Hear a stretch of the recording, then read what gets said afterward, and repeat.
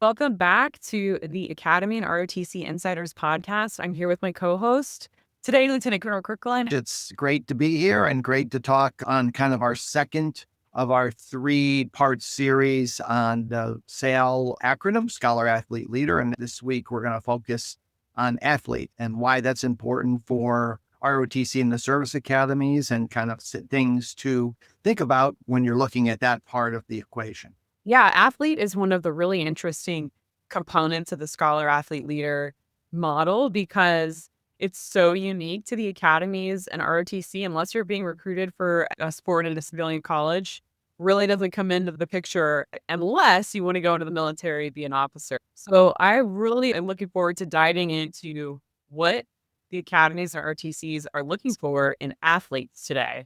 And let's dive in a little bit. I think with the academies specifically, recruited athlete are a lot of people tend to focus on recruited athletics. And in reality, yes, that is a component of each class. It's about 18 to 23% of each service academy class. But at the end of the day, no matter who you are, no matter if you are the last person appointed in each class, 1,200, that if you're the 1,200th appointee, the academies need confidence that you are going to be an athlete. And sir, from your experience at West Point as an instructor, as a professor of military science at ROTC, and as an active duty officer, why does athletics matter? Well, one is that a lot of what you do in the military has to do with physical fitness. You have to take a physical fitness test for the scholarship or the candidate fitness assessment. And then once you get into the military, each of the services has their own physical fitness test. A lot of what you do in the military is physical. It's the reason why they offer a retirement at 20 years, which means that you can retire in your early 40s from the military if you graduate from college. And so it's a young person's game being in the military. Certainly at more senior levels, you'll see colonels and generals in their 50s, maybe early 60s. But it's just a very strenuous career that you have to do, and you have to be in top physical condition. And so all of that is reflected in your athletics and things that you do, either as part of an individual or as a group athletic event, to be able to have that sort of level of physical fitness.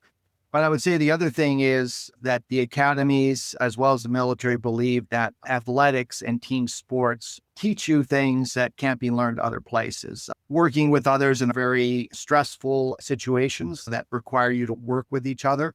And I think it also teaches you how to win and how to lose, and that, you're not going to win in everything in life. And I think sports teaches that to people, to be a good winner, but also to be a person who takes losses with equanimity. So I think that there's just so many types of things that you can learn there, including, of course, the leadership that you get in leading others in the athletic fields. There's a quote from General MacArthur that we have to learn as cadets at West Point.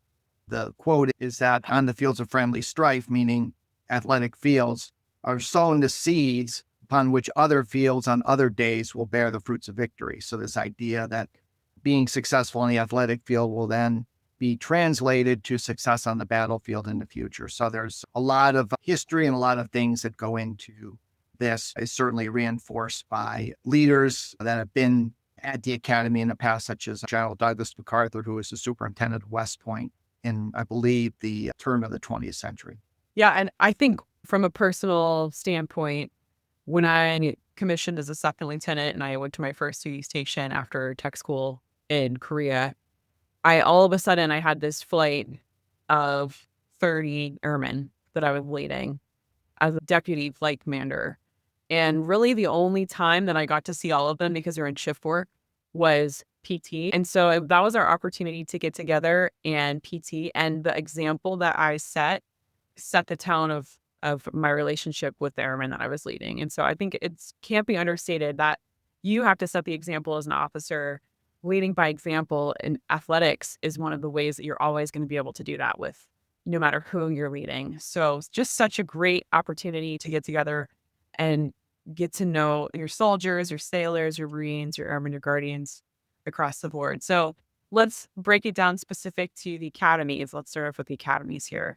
In general, athleticism and the athlete component of your whole candidate score is worth 10% of your overall points towards whether or not you get selected.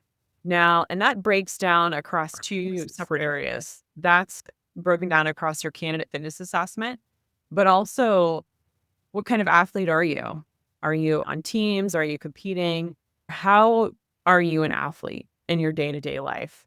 So those are the two components that make up that score. Yeah, and it's in fact for some academies it's even more than 10%. I think if you look at like the Naval Academy, you're looking at more like 10. For West Point, it may be more, even up to 20%. So I'd say the dial would be between 10 and 20% if you include, of course, the fitness assessment that goes along with that. But yeah, it's a big part of the evaluation. I don't really think you can get into an academy without having some athletic background. For ROTC, you probably could if you're physically fit, but for the academies, I think it's kind of a red line. If you haven't really participated in any sort of sports, I think it's really difficult to get an appointment based on my experience. But Trish, I mean, when you look at it, I mean, we talk about things like varsity sports in school and your accomplishments there, which is kind of the gold standard for high school sports, right? Which is you've worked through it, you've made the varsity team, you're a senior or a junior in high school, maybe even earlier, and you've won a varsity letter for your team. Obviously, there's people who don't participate in that are actually even more accomplished, right? Or maybe even accomplished outside of high school's varsity or getting a varsity letter. What would you say would be like some of those super achievements that really kind of stand out in a way? Yeah, that's a great question, sir. And I think it's also very important to understand that when it comes to the scoring process, it's very, let's tally you up on a piece of paper, right? Because I mean, at the end of the day, they are taking your resume and kind of sorting you automatically with a manual review at first. So it's very important the boxes that you check on your resume when you're completing your application. And there are a couple different ways that you can get points towards your whole candidate score. And those, the most common ways, which we've been speaking about, are the participation. First, did you participate? Did you letter? Did you compete on the varsity team but not letter? Were you a team captain? And then did you earn any special awards? And so that's the frame with which you have to complete your applications through. Not everyone is going to fit into that box. There are plenty of situations out there, students do not fit into that box. And I think that's one of those situations, what you just asked me about, which is what are the accomplishments outside of being on a varsity team, being team captain, where you're highlighting excellence in athletics.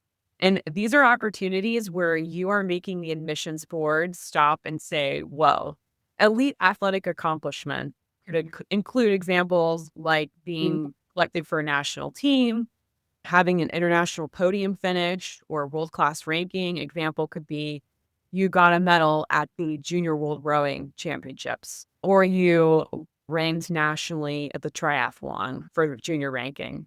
If you qualify for Olympic level trials, that's another great example.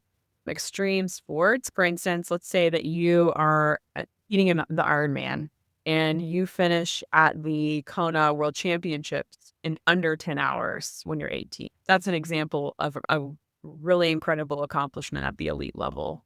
You could also have individual national records, like maybe you're competing at the junior division at national record for shooting, for USA shooting. Let's say there's sports out there that don't have varsity athletics, like fencing. For instance, maybe you're in a fencing club, it's not offered at the school, and you're ranked nationally. You could be a second degree black belt who won the National Taekwondo Championship. Or maybe you competed in youth sailing at the national championship. There's more of a strength and conditioning, cross-functional fitness as well, where you qualified and competed at the CrossFit Games in the 16 to 17-year-old age group. So there are a lot of different ways where you can be excellent and you might not be the team captain of your high school baseball team and you've earned 3 varsity letters.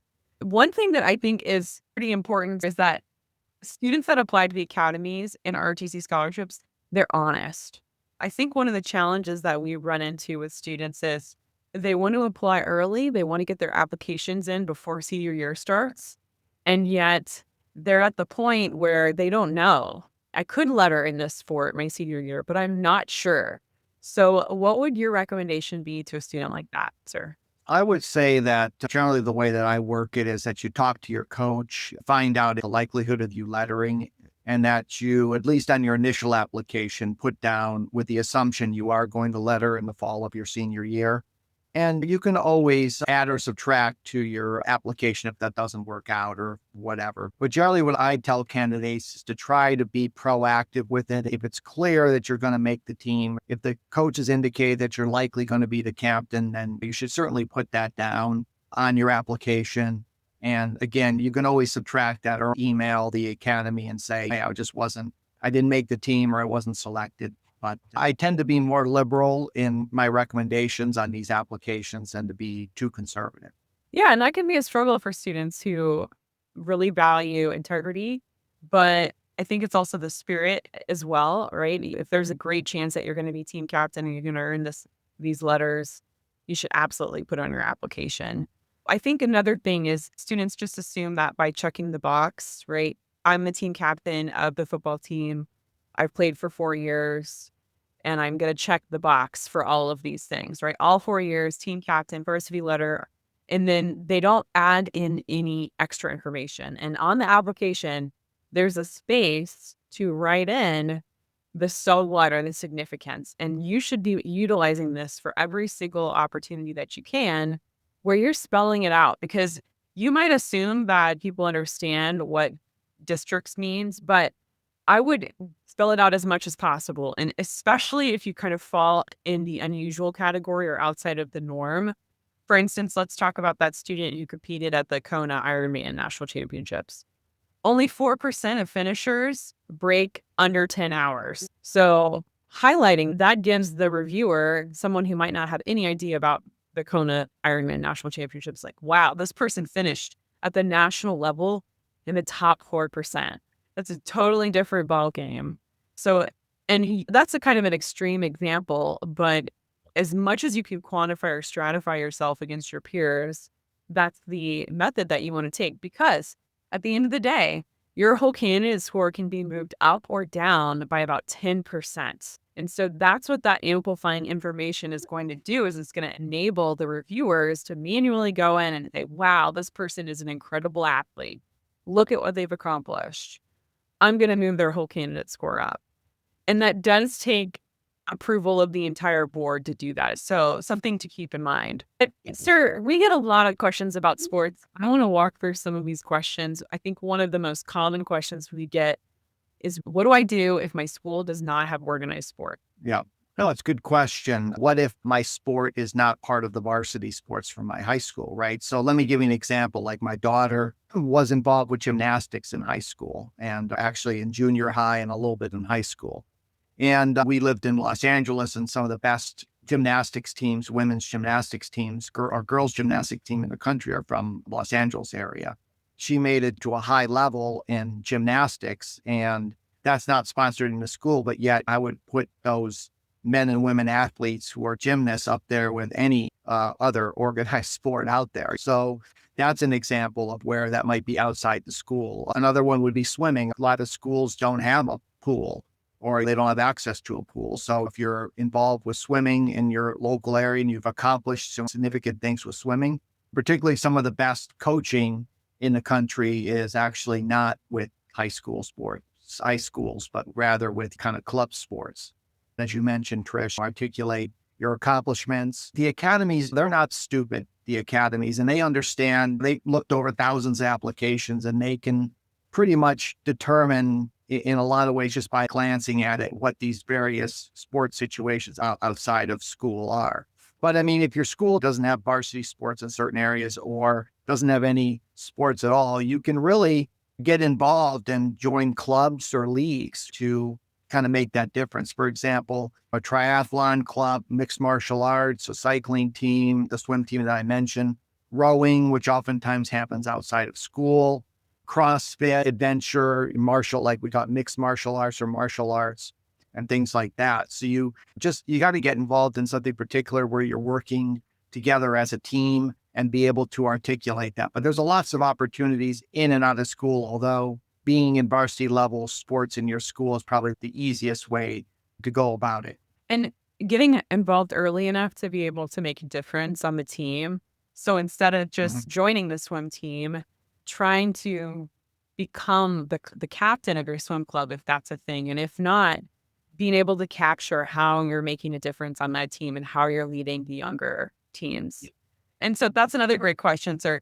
What if my school doesn't have team captains? Or what if my team, whichever team I'm on, doesn't have team captains? How do I communicate? What do I do? Yeah, that's a great question. Sometimes I think it almost sometimes goes the other way where some of these schools make the whole senior class the captain, which kind of dilutes the meaning of a captain. But you got to be, just like you said earlier, Trish, you got to be able to articulate. Were you able to make a difference with your team? Did you work with your coach? Can you talk to your coach? Maybe you work morning workouts with your team. Maybe you led strength and conditioning routine outside of school. Maybe you came up with a new training regiment for your team. You got to think through these. And oftentimes what I recommend to candidates is you got to sit down without any social media or anything in front of you, sit down with a piece of paper and just write down the things that you did to make a difference with your team. And oftentimes things that you didn't even realize you were doing were actually leadership and can be articulated. But it's really kind of taking a proactive stance and being able to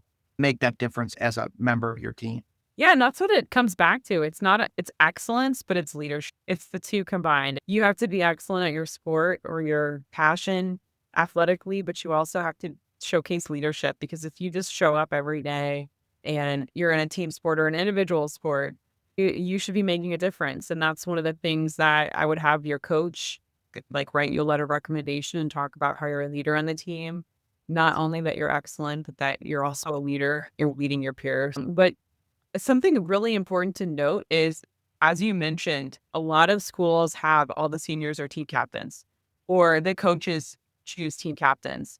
But athletics is one of the greatest ways where your peers truly understand and select leaders. So if you are on a team, and let's say you're on the track team and there's 60 members of the track team, because some schools track teams are huge, and you were selected as one of 3 captains, that's a big deal, and that's something that you should quantify and stratify in your application, right? Peer selected as one of 3 captains leading 60 people. Then it's also your peers chose you, not your coaches. It's great if your coaches choose you, but the academies are looking for leaders who are chosen by their peers already. Yeah. And that's why they put so much emphasis on being the class president or being president of the student body. If the student senate is because it relies on an election. And while that can be somewhat of a popularity contest, generally a person's not elected unless their peers believe that they get the job done. So it's the same thing with sports in general. And again, it's also the sport too. I mean, there's a big difference between being the captain of the tennis team and being captain of the football team. Let's just be, or captain of the basketball team versus captain of the cross country team. There's just a big difference there. I mean, mainly because cross country is oftentimes an individual sport. Tennis, if you're playing singles, is an individual sport. But being like the captain of the basketball team or the football team, the academies know that there's a difference there, and that, but you want to try whatever sport you're in to be able to have that type of leadership role if you can possibly. And I do want to encourage our students who are on the cross country team or the tennis team and their team captains to not get discouraged, because you Oh still no, have an absolutely opportunity not. to make a difference. Right, right. Oh no, absolutely. There's a degree things, right? In what and then it's not like they're going to be equal in some ways, but no, you should try to strive in whatever you're trying to do. So, and that kind of gets back to this question, and it was joining a team or individual sport, right? I think you should try to get on any team you possibly can. But I mean, if you can get on a team sport and succeed in it, I think that's generally preferred, and I think gives you kind of more of a boost than an individual sport. I just think it's just given more credibility with the academies in general and in ROTCs too. If you're a swim team Mm. captain, right, that's an individual sport, but in a lot of ways, you're driving the success of the team if you're the captain. So it's all about how you're telling your story to the academies about what difference did you make as the swim team captain. Yeah, exactly. And then the other question is, what happens if I join sports late? You've learned that you want to go to the military academy when you're a junior in high school, but you do sports, but you really haven't had that kind of runway where you've worked at the junior varsity ladder, say in basketball or football or baseball or softball or something like that. And you just can't build up the skills quick enough to earn a varsity ladder by the time you're a senior. Of course, it depends on the level of your school and your competition. Some schools, you could probably make a varsity ladder of your football team. My football team, my senior year of high school was 0-11. So I probably could have been on the varsity team my senior year. Other schools, it's next to impossible to make the varsity team in a popular sport if you haven't really been a part of it for a long time.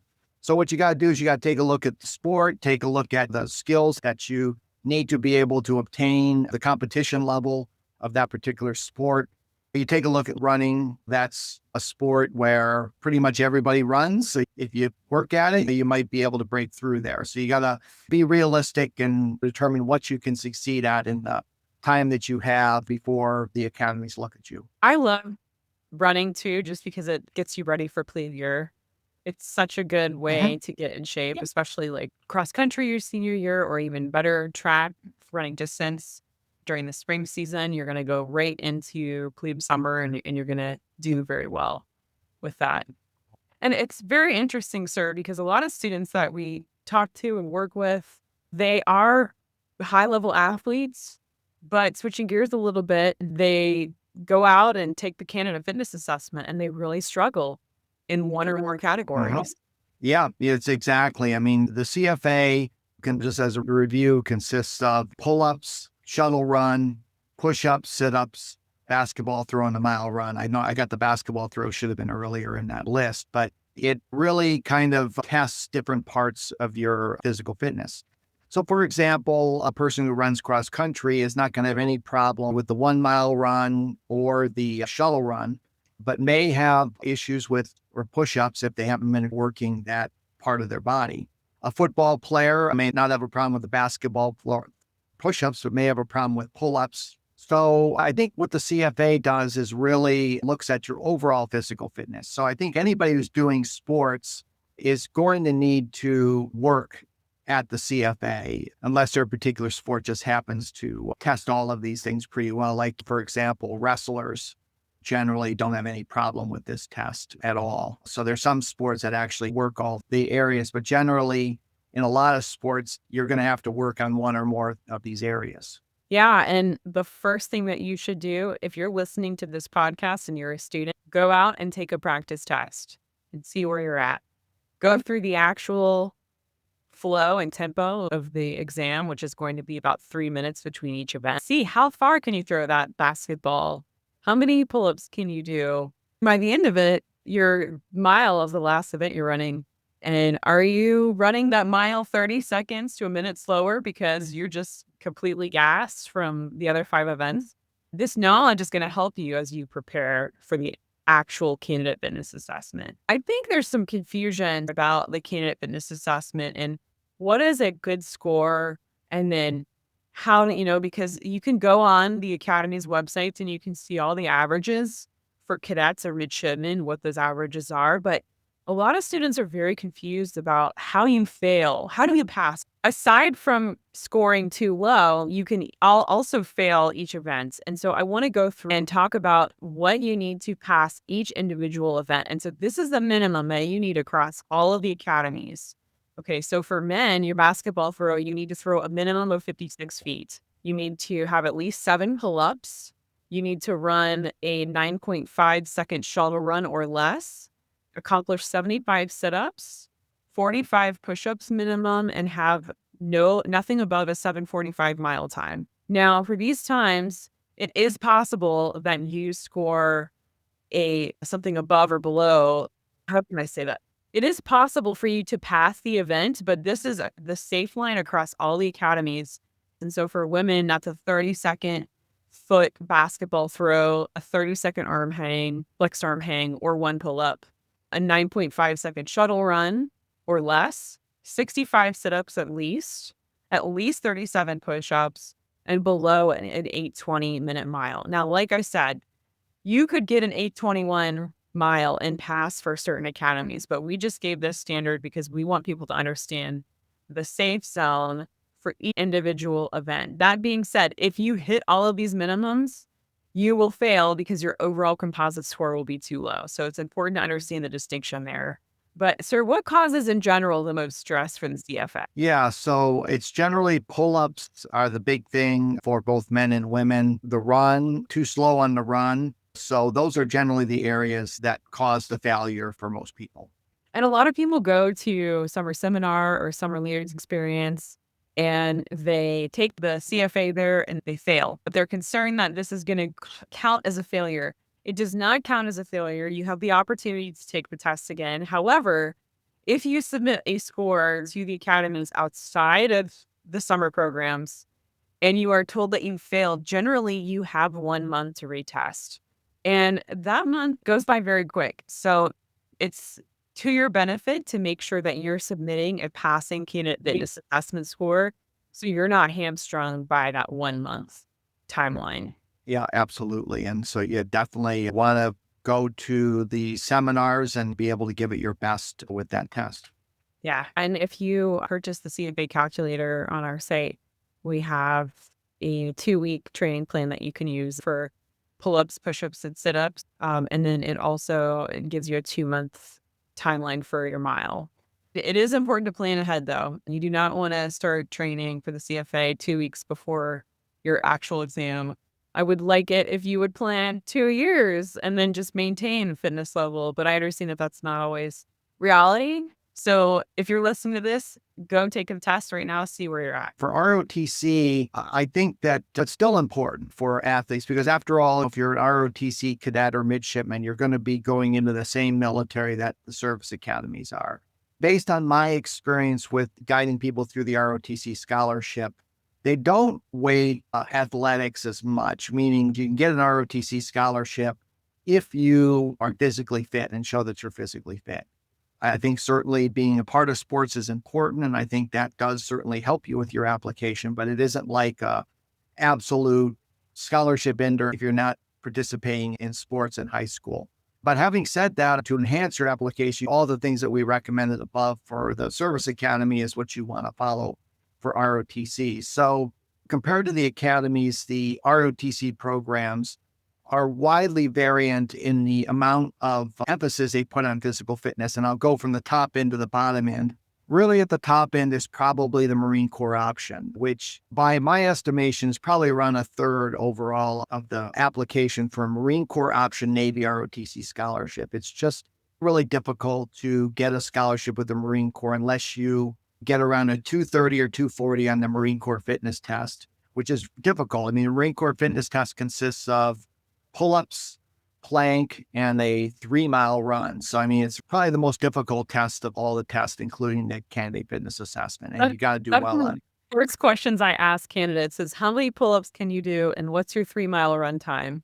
And if it's not close to 20 pull-ups for men and an 18-minute 3-mile, then I'm real with them, right? We have to be real with candidates.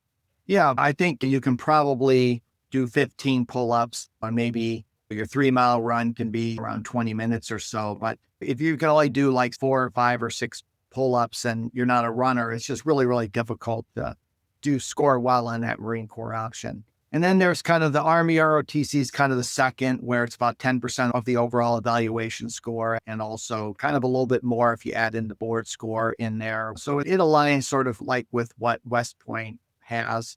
And then I would say the lower end of the athlete focus for the services would be Air Force and Navy ROTC, which would probably be somewhere around 5% overall. So if you're not very athletically inclined and you haven't done much sports, but you may shade towards the Navy or the Air Force in that regard, although they certainly do put an emphasis on those things, but not as much as the Army and certainly not as much as the Marine Corps. What's interesting is I think the fact that for Air Force ROTC, a parent can administer the test. It kind of shows you how serious they are about it. Yeah. I mean, Air Force, yes, as a parent. The Army ROTC, anybody but a parent can do it. The Navy ROTC has to be a physical education instructor. for the Marine Corps. It has to be done at the Marine Corps units. You see the emphasis there, right? Unlike the academy where you don't really know what your scores are for the candidate fitness assessment, you either know you passed or you failed.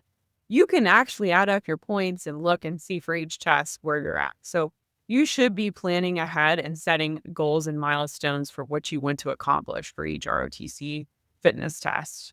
And we also have all of these broken out and linked below. So you can go and you can look at the score result where we've written articles on what is in each test, what the name of the tests are, and how to go about maxing each test out. Right, exactly. So oftentimes I'm asked by candidates, well, if I'm applying for these ROTC scholarships and the CFA, can I just take one test or do I have to take all of these tests? For the CFA, you can transfer them amongst academies. But for Army, Navy, Air Force, and Marine Corps, you got to take a separate test for each one. So even though the tests may be similar in some ways, you'll see people who are, say, applying for an academy and doing Army and Navy ROTC, they'll have done 3 separate physical fitness tests. So you're going to have to do fitness tests for several of these applications, and they're all going to be probably administered by someone different, but all of them are certainly looked at to determine whether or not you get an appointment or a scholarship. And there's a lot of strategery that you should be considering when you're thinking about these tests. Are you in a fall sport where you're bulking, like football? Because maybe you want to accomplish all of your fitness tests before preseason starts and knock it out in June. So you're not going to conditioning camp and bulking and all of a sudden it's a different training style. So those are planning considerations that you should take into account for the different tests as well. Yeah, or if you're going to be doing a contact sport in the fall where you could break something or a significant injury, you may want to then take at least a base fitness test before you start the contact so that you at least have something on record in case you get that injury. Really good advice, sir, because it happens to so many students.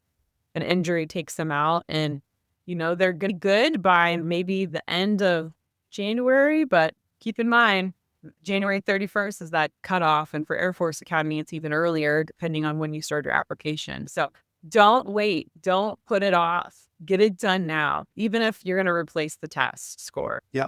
Yeah. You can put one in the bag. I mean, you can have that one and you can just hold it. And it's sort of like an insurance policy, right? To have that test taken care of. And certainly you may take one a little later if that's the one you actually submit. But have each of these tests in the bags so that if you do get injured, you've got these tests and you can submit those tests. Really good advice. So good. There's so many things that the academies and ROTC scholarships expect. No matter if you're a recruited athlete or not, you're still going to be involved in intramurals or PT or within ROTC. So it's just so critical that you have a solid baseline and that you start off your freshman year, your plebe year extremely strong, and that you're able to lead by example. So that way, when you commission as a second lieutenant or an ensign, you are leading your people from the front and you're leading by example. And so doing everything that you can to maximize your whole candidate score across the board, whether that's sitting down right now and thinking, okay, this is what I've accomplished throughout high school. And you want to sit down and you want to plan out your goal. You want to be team captain of your tennis team. You want to be team captain of your basketball team by the time you're a junior. What is it going to take for you to get there? You want a letter by the time you're a sophomore. Thinking through all these things, being very deliberate, that's important to do now. And it's important to capture the so what of each and every activity. So you can sway the admissions committee as much as possible to raise it up to the 10% plus instead of not getting any extra points on your whole candidate score. Anything else to add, sir? You do a lot better in them if you have fun. So obviously you want to pick sports that you're going to have fun with and that you're going to enjoy. And then I think the second thing is just to get ready for these tests, right? Particularly the candidate fitness assessment that tests different muscle groups and your aerobic and anaerobic capabilities. So make sure, that you understand what they're going to be, the different exercises that they're going to be tested on, that you give yourself a baseline by testing where the test is actually going to be given, and see where you need to improve on so that, and obviously the longer period of time that you have to be able to work on it and improve your scores, the better off you're going to be. So just planning, again, for both your sports and for these fitness tests are going to make you a more successful candidate. Please don't forget to like and subscribe to our channel. That way you get all of the insider tips for both the Academies and ROTC scholarships. But we look forward to next week where we are going to be breaking down the leadership piece, sir. And I think we've spoken about leadership a lot today, but I'm looking forward to diving into it more with you next week. Yeah, this will be fun. Until next time, we'll see you.